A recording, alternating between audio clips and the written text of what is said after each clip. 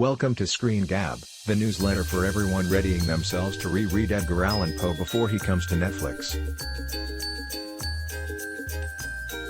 On Wednesday, the streamer announced an 8-episode limited series, The Fall of the House of Usher, based on the work by the master of the macabre, including, one presumes, the 1839 short story of the title, about a brother and sister living in an isolated country mansion.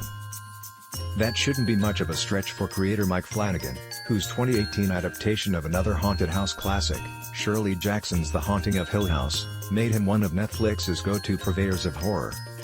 As the man behind the film versions of Gerald's Game and the Shining sequel, Dr. Sleep, he's a Stephen King connoisseur too.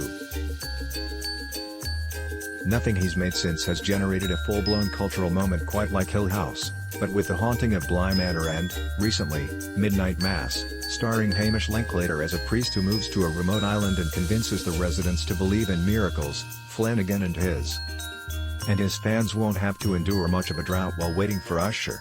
Flanagan's next project, young adult adaptation The Midnight Club, has reportedly already finished filming. Streaming recommendations from the film and TV experts at the Times Bergerac, BritBox.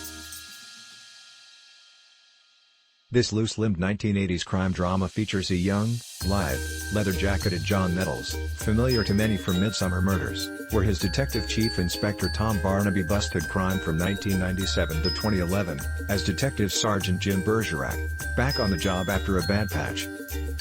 Set on the island of Jersey, a self-governing dependency of the British Crown, but with a Norman French influence, it's nearer to France than Catalina is to the A mainland, a mild climate and a relatively laid-back air. It's like a UK version of an American procedural set in Hawaii. The plots and dialogue and location shooting and whatever secret sauce the BBC applied back then give it an air of actuality present in relatively few American shows of the time, The Rockford Files and, maybe nothing else.